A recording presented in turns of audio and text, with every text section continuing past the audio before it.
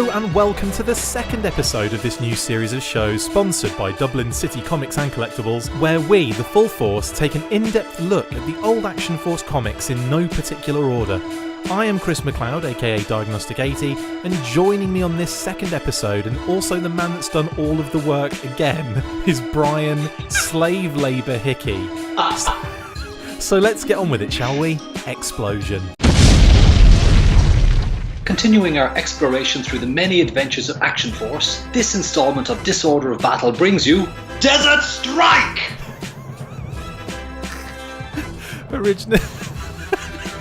Originally published in Battle Action Force over 34 issues from 8th of October 1983 to June 23rd, 1984. The credits include writer Frank Noble, artist Vanyo, who we'll talk about a little bit later on, and the letterers include Tim Skomsky, Mike Peters, B. Bensberg, and John Aldridge, to name but a few. The cast for this story includes Z-Force Commander Grant Campbell, codenamed Skip, Captain Campbell's personal driver Fritz Van Eyck, codenamed Wheels, Z-Force Tank Commander Andreas Stakis, codenamed Steeler, Z-Force Radio Operator Gianni Paolo Brazzi, codenamed Breaker, Z-Force Sapper Raul Santillana, codenamed Tracker, Sergeant York, Senior Z-Force NCO, codenamed Flash because of his parade ground smartness, not because he keeps getting his out all the time, Z-Force Infantryman or Green Shirts, President Achab, a Z-Force Jeep, a Z-Force Tank, Major Maddie,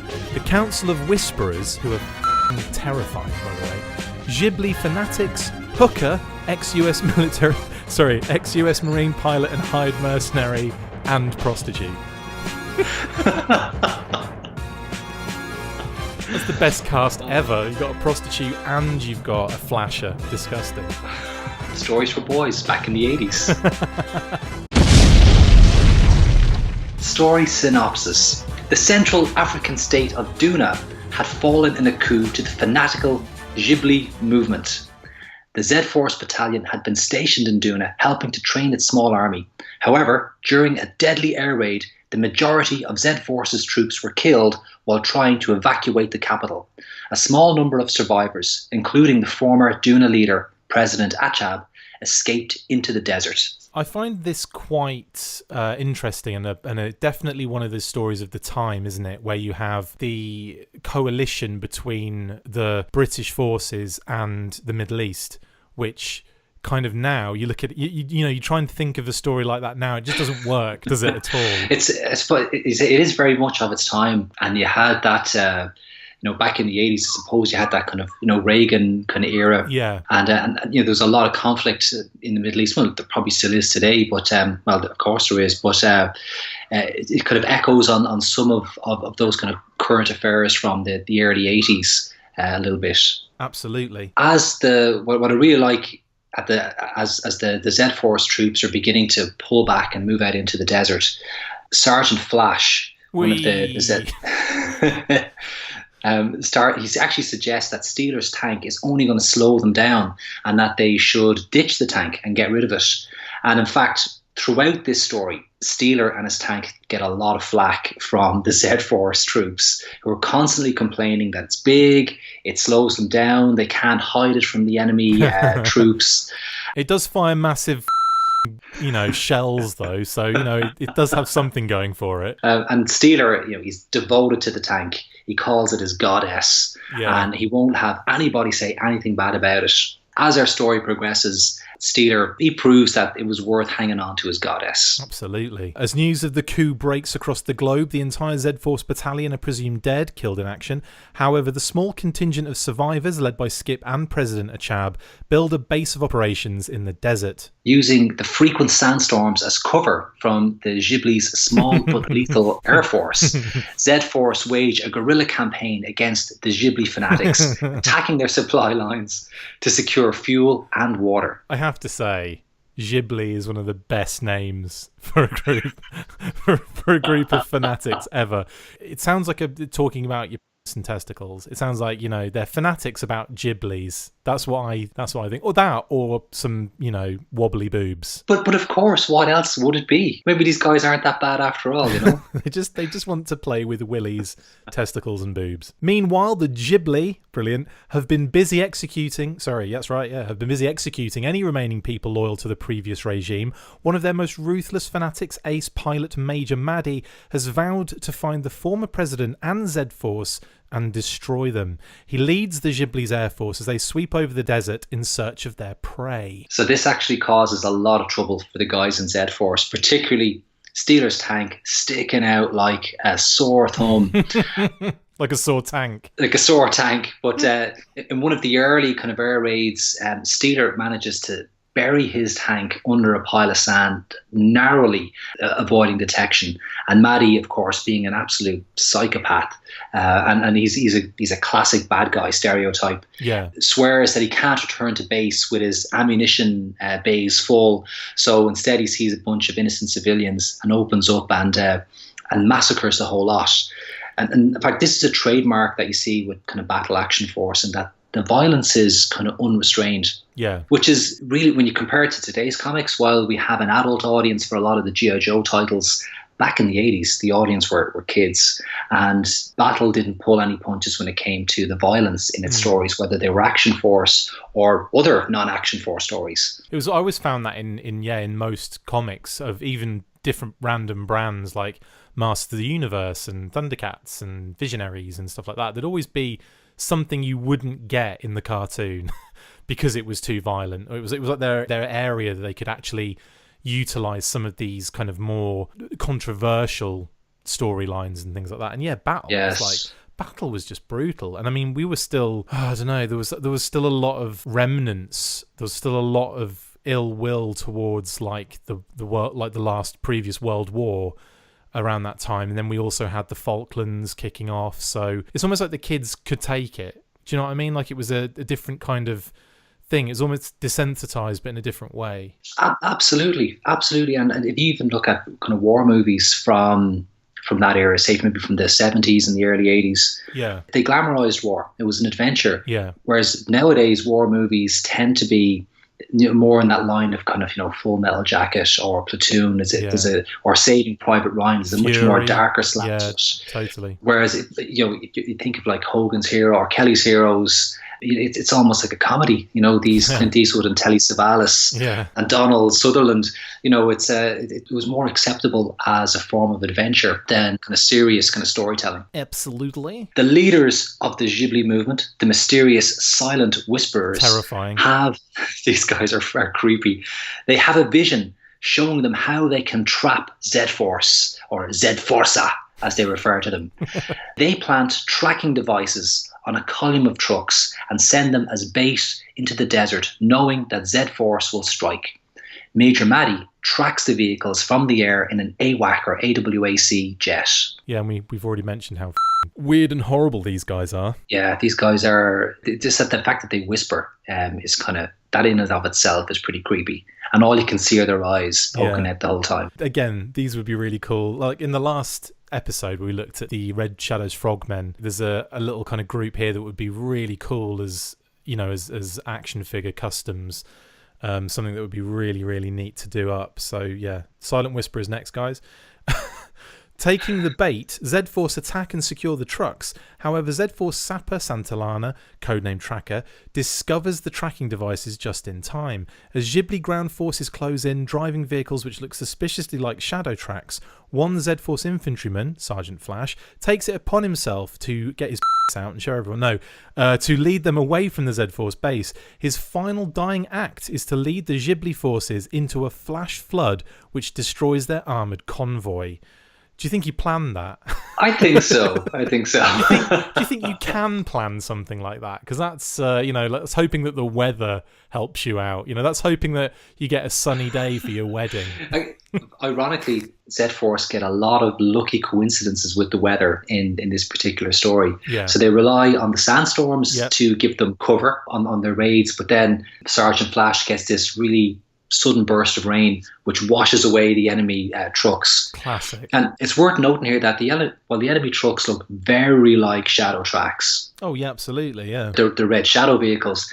There's actually no Red Shadows in this story. So Baron Ironblood, the Black Major, the Red Shadows, they don't appear anywhere in this particular story. So we have an enemy character that's not part of the toy line. This would probably be one of those things where they either were putting it in as an homage to kind of say, oh, look, they can get these on the black market. You know, it's just, you know, will their kids notice that this is a Shadow track, or, you know, something that's been kind of customized a little bit to make it, you know, more like their vehicle. And I wonder if it was done either, as an homage, or if they just didn't have much in the way of ideas to go by, and they just, you know, the artist just said, right, I'm just going to draw a Shadow track. That's the closest thing I've got at hand, or something. I think it's a little bit of that. Yeah, they want to give a nod to the Red Shadows in there, and that particular toy that they can, you know, obviously try and sell that. But in the Battle Action Force continuity, running at the same time as this is a separate Action Force story, Operation Bloodhound. And Baron Ironblood and his Red Shadow forces are based in South America, and SAS Force are pursuing them. So to put him in the same continuity in another story in Africa probably wasn't going to match up. So I think that's why they gave Z-Force their own separate mission, but independent of the Baron Ironblood and the Red Shadows. Yeah, I'm still not sure as to whether it was just the artist going, you know what, I can't think of anything else to draw here. I'm just going to draw a Shadow track. I want it to be more like, you know, they bought arms off the Red Shadows, or, you know, they purchased some some vehicles from the Red Shadows kind of style, and you know, to keep that kind of like evil link between evil terrorist organizations together. But yeah, anywho, the Z-Force raids continue. Careful planning and timing allows them to travel under the cover of the sandstorms that spring up in the desert, protecting them from the lethal air patrols led by Major Maddy. However, fate intervenes when Steeler and former President Achab lead an unsanctioned raid on a Ghibli prison to rescue a group of the president's loyal followers. A sudden change in the weather results in the sandstorm dissipating before Steeler and the president can escape. To save them, Skip is forced to launch a direct attack on the enemy Air Force base before they have a chance to scramble their jets. This leads to him facing off against Major Maddy on the runway. It would have been funny if the jets they scrambled all looked like Robo Skulls, wouldn't it? They don't know. They don't. Not in this particular scene. But as we'll learn later on, Major Maddy learns a very valuable lesson here. So this is actually one of the key moments in this story, where the two surviving Z-Force Jeeps do this almost suicide run on the enemy Air Force base, and they manage to get down the runway before the jets can build up any momentum to take off. And in this huge battle, Z-Force actually managed to take out the jets by basically drive-by shooting on the jets. Nice. And Major Maddy survives. He actually ejects from the jet before it blows up. Nice. Z-Force assumed that he's going to die because he's jumping out of the jet. He's too low of altitude to operate his parachute.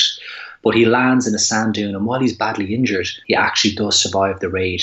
And I suppose we'll learn a little bit more about that later on. It's a massive victory for Z-Force and the former president, who sees not only the destruction of the Ghibli Air Force, but also a host of new recruits join in the campaign to restore President Achab and bring the tyrannical Ghibli regime to an end. As Z-Force work to train these new recruits and get them ready for the battle to come, Major Maddy, who survived the last encounter with Z-Force, is smuggled to a specialist hospital in the Swiss Alps to assist with a quick recovery from his injuries. While en route, he has a vision of a hawk rising in the air and realizes that a Harrier jump jet is the perfect weapon he needs to find and defeat Z-Force.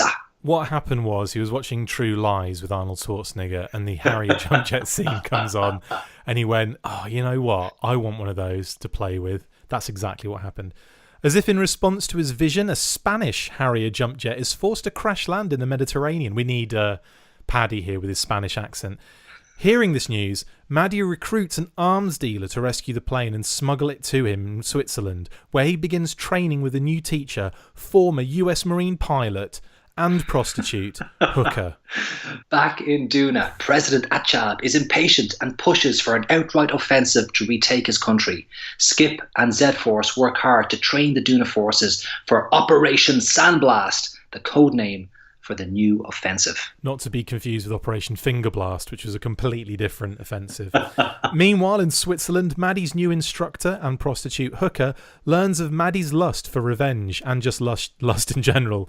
Hooker knows Z-Force having trained with them when he was a Marine. He begins to suspect that some Z-Force members may have survived and begins to spy on Maddie to get more info.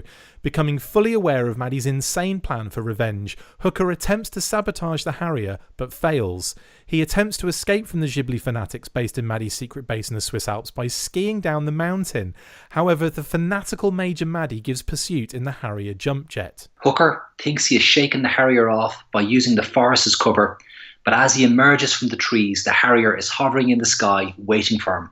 It's a bloody end for Hooker as he is strafed by the Harrier's cannons. Again, a really violent end, and like they pull no punches in the artwork as well. It's just like absolutely shredded by a Harrier jump jet. And something that I've also found a lot in Battle Action Force comics, if you're a named character that's appearing, over and over and over again, you're pretty much safe. If you're a character that's appearing just for this issue, you're going to be dead after either page 5 or page 55.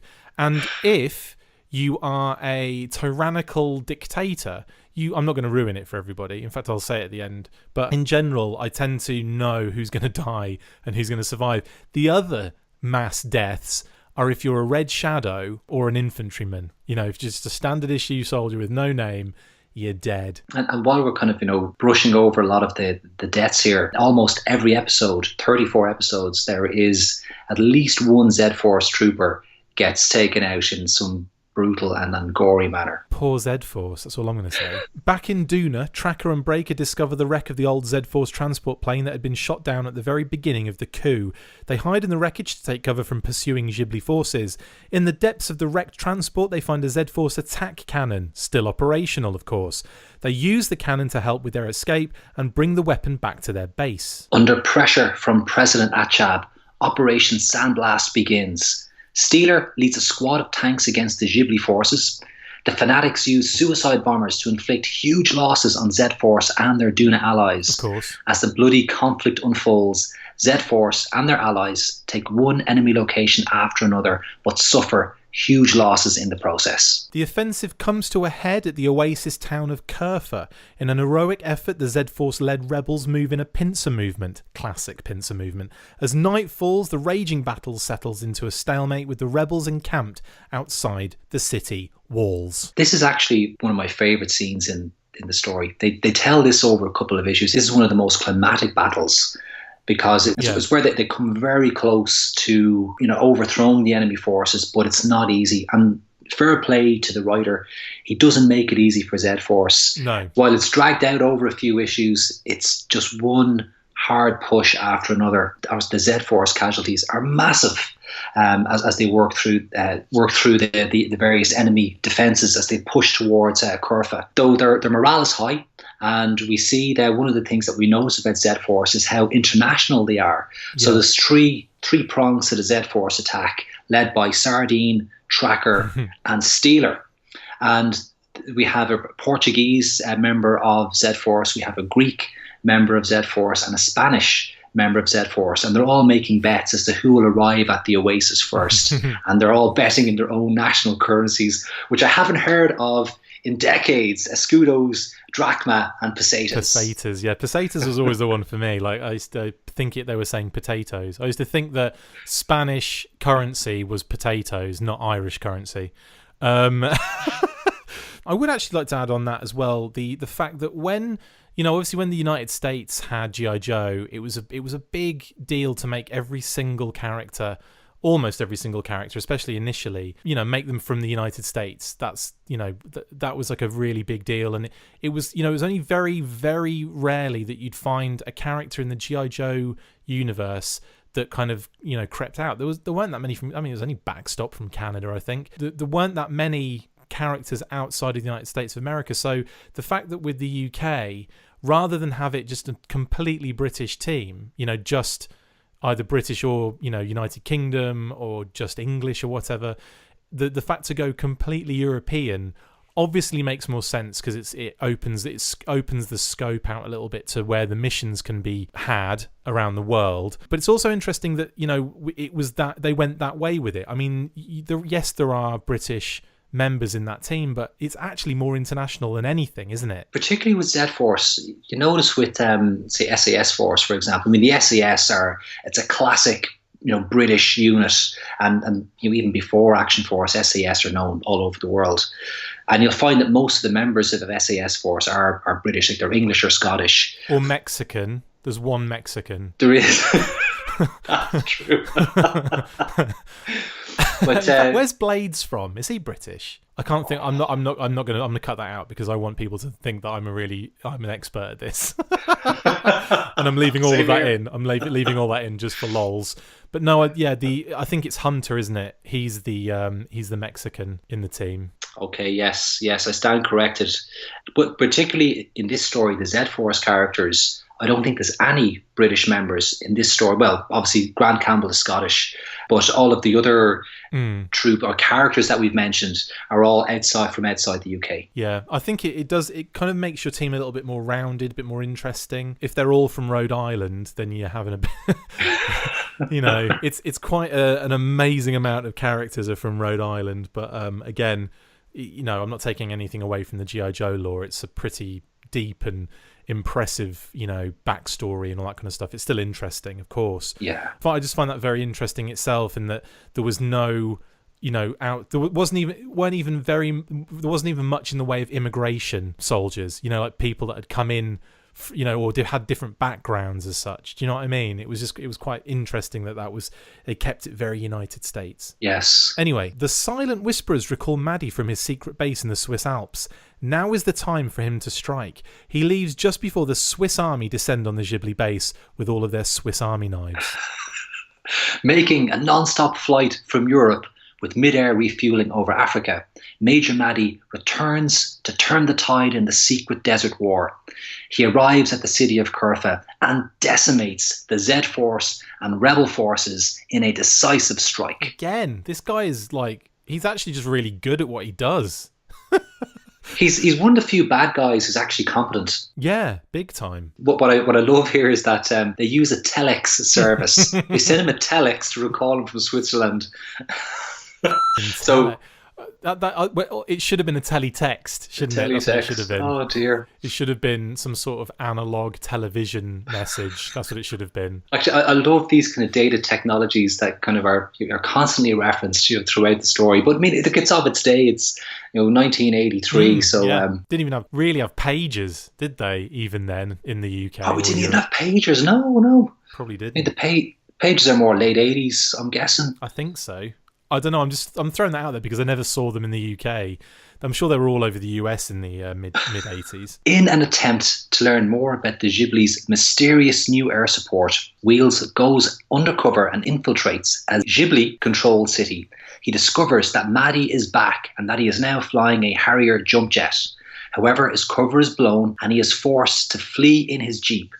Maddie gives pursuit in the Harrier and destroys the Z-Force vehicle, leaving Wheels badly wounded. But not dead, because he's Wheels. As dawn rises, the Ghibli forces, led by the Silent Whisperers on one side and Major Maddie and the Harrier jet on the other, close in on Z-Force and the rebels. With all of their artillery destroyed, our heroes are forced to retreat into the oasis to make a final stand. What's interesting is actually how difficult that it would actually be to fight a frigging Harrier jump jet. You know, like, just how on land are you supposed to deal with that? Even with artillery, that's going to be a really difficult battle to wage. So I like the fact that it is not, obviously it's not realistic, but it is closer to, you know, just blowing them out of the sky with a sniper shot through the cockpit or something. You know, it's something that I've seen in other comics. This is just like, yeah, they're having a real, like, torrid time getting picked off, taken out, badly injured if you're a main character, etc., etc. So I like the fact that there's that, it's grounded in reality a bit. Yeah, that's a key thing in this story. Like, the writer does not make it easy for Z-Force. No. They are valiant heroes. They have to work really, really hard. And that's one of the things that, well, okay, there's a few, it's not a realistic story, as you said, in some respects. However, from a character development point of view, the writer doesn't make it easy for Z-Force and challenges them. And I think that's a good sign of the writing and the storytelling in this particular arc. Also, with the whole thing of it being, not realistic, I mean, it's a comic. You want it to be a little bit, if it was if you're just reading like normal things happening, then what's the point? The way I would describe it, I remember this story from when I was a kid, reading this story and following this story. And I would have been 83, so I would have been 11 at the time. And at the end of every issue, I would be on the edge of my seat. I couldn't wait for the next week to come round and get the next copy of this and see what was going to happen. Yeah. It's almost like those old 1950s kind of serials, like the Westerns, or some of the old superhero, like the Flash Gordon stuff from the 50s. Yeah. They modelled their storytelling on that. The good guys would always end on a cliffhanger, and the next week you'd be right back in there waiting to see what would happen. Absolutely. Taking nothing away from it, I actually really like the stories in Battle Action Force. And I like the way it's not always how you'd expect things to go. There's always that, it'll go in directions that you just didn't think of, or, you'll kind of go, oh, what? Sometimes, but for the most part, it's interesting the way they go with it. So, yeah, and this one definitely went in some interesting directions, absolutely. So, just as it looks as if all is lost, Steeler and the Z-Force tank emerge from beneath the waters of the Oasis and take down the Harrier jet. Given new hope, the local people rise to aid the rebel forces, and in the ensuing ground battle, the Ghibli leadership are all killed. Order is restored to Duna, and international aid pours into the country. Our story ends with Skip embarking on a flight with a sense that his next mission may bring him back to Africa. Starving Africans! But no, absolutely superb story. Really enjoyed it. Another classic Battle Action Force. And this, what's quite crazy about this is this. When you mentioned that you wanted to do this one, I thought to myself, I'm pretty sure this is a big story, because I've gone through a lot of these, on like Blood for the Baron, for example. I've done a lot of research on the Battle Action Force comics, and so when I saw that you'd said Desert Strike, I was like, oh my god, that is a big one to get through. So I'm really surprised you managed to trim it down nice and easily, so that we can kind of rinse through it. But it's a really good one, and I would definitely recommend all of these comics for people that haven't read them, because they're a lot of fun, and they really kind of give you an idea of what we were going through as kids with Action Force. But one of the things I love about this is my favourite Battle Action Force artist is Vanyo. Yeah. Of course, this is 34 issues. It's like 118 pages of Vanyo's amazing artwork. And for anyone who's maybe only seen this story online or on Blood for the Baron, the digital reproduction of these pages doesn't do his artwork justice. They look a little bit soft, a little bit blurry, but Vanyo's work, compared to the other Battle Action Force artists, is super crisp, super clean. So you see great artists like John Cooper, for example, who has a very kind of loose, sketchy style, and he's an incredible artist. I'm a huge fan of his work. His style is very, very different to Vanyo's. Vanyo's is so much more pristine and cleaner. And I don't have the vocabulary to really explain it any better than that. But when you see his style, I mean, it's absolutely superb. And as we work through this series, Vanyo is going to be coming up again and again. And he really is, compared to today's artists, the only artist that I can really liken him to will be Robert Atkins, who is, obviously an excellent, amazing comic book artist. But Vanyo and Robert Atkins, I would put them up there, beside each other. Shout out to Ratkins, by the way. love Robert Atkins. He is Mr. G.I. Joe, really, isn't he? Like, that's what he's known as now, at least in the kind of modern era. Something about Vanyo's art I really, really liked was how brutal that death scene is that he draws with Hooker. And I kind of thought, like, even though it is really brutal and really visually, quite intense, he's done it in such a way that you can get away with it.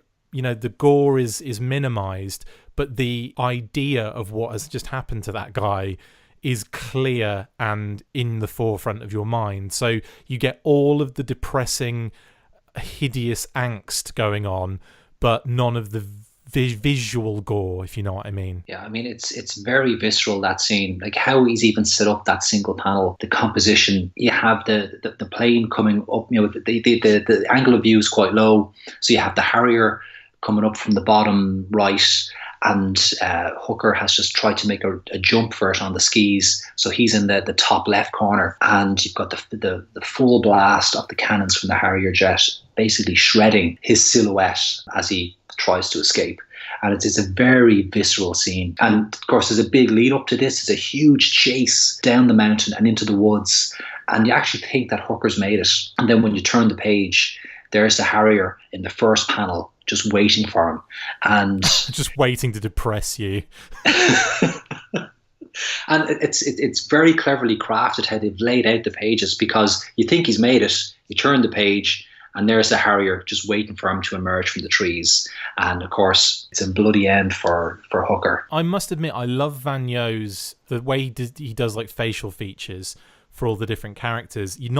Sometimes in Battle Action Force, you'll be, reading some comics and thinking, hang on, which character is this? Because some of the artists, I think actually Cooper used to do this a little bit, where a lot of the characters would have that very similar, like, big old square jaw. They'd all look very, very similar. Again, wonderful art, but that kind of the differentiation that Vagneau gave the characters made it so much easier to navigate.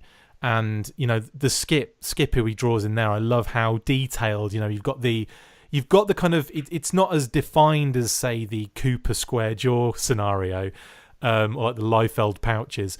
But he's got he's just got that kind of real definition in the face. He's got remnants of facial hair there. There's like, they've been in the desert for a while as well. A lot of these guys are supposed to be clean shaven as well, because they're Forces guys back then, where everything had to be. I think you're allowed I think it was in the RAF. You're allowed a tash, but it had to, like, there were like regulations of how long. Yes, it had to be how low. Yeah, like in line almost with your sideburns or something. So it just had to be from there down, had to be no hair at all. But yeah, some of the stories my dad would tell me, because he was in the RAF, of how like the regulations were for these things, and you just did it. It was one of those traditional things that you just did, or they just did, because it was tradition. Like there was no rhyme or reason to it a lot of the time. But no, and again, that's why I was into these comics, because of that connection. Yeah, brilliant stuff. I love how Sergeant Flash is the only one who's sporting a really tiny moustache. Obviously, in nickname, in line with his nickname. Whereas Santillana or Tracker, he's got a tash too, but it's a bit more, kind of a burly, kind of less groomed. But we don't see him till later in the story, and they've obviously been roughing it in the desert for many weeks by the time he comes into it. It's funny, because in reality they'd all be special forces, and they'd all have beards, and they'd all be trying to merge into the background of their environment. So what I like about Z-Force is it's all like, let's just wear all our green in the desert, and have a massive green tank that Steeler has to keep driving the whole time, which saves the day at the end of the day, really. So that was the whole all the point. Complaining. Exactly. He comes good. The goddess, it pays off holding on to her. Exactly. Just, I've got to give that nod to Vagneau again. And all I would say is, if you really want to appreciate Vagneau's art, go onto eBay and pick up a copy of Battle Action Force. You'll get it for a couple of quid. They're not that expensive, and you really get a chance to properly appreciate his art. It's not the same looking at it online. Yeah. And obviously, it's a large format. The comic it's kind of like a tabloid almost format. It's much bigger than the comics that we're used to today, like the American style comics. So the panels are large. It's large. They're in your face. And it's beautiful black and white artwork, and Vagneau is the greatest of all those artists. Awesome. Hopefully we don't have to interview any other artists on the show, Brian, now that you said that. I'm kidding. Anyway, that's it for this instalment of Disorder of Battle. Thank you to my co-host Brian Hickey, and to our sponsors, Dublin City Comics and Collectibles. See you next time, and as always, full Vagneau. Full force. Full force. Make sure you get involved with the discussion by liking, sharing and commenting on these videos, and as always you can keep up with the show after listening by following on Twitter @TheFullForce, liking the Facebook page facebook.com/TheFullForce, and if you would like to contact the show you can message us on either of these platforms with feedback, questions or to say, who do you think you are? A serious operation now? No, not even close. Look out for more of these news bursts that we are posting on the Facebook page from now on. Full Force. And a big shout out to our sponsors, Dublin City Comics and Collectibles. Located at 46 Bolton Street, Inns Quay, Dublin 1, Ireland, you can visit their website at dublincitycomics.ie and on Facebook at facebook.com/Dublin City Comics.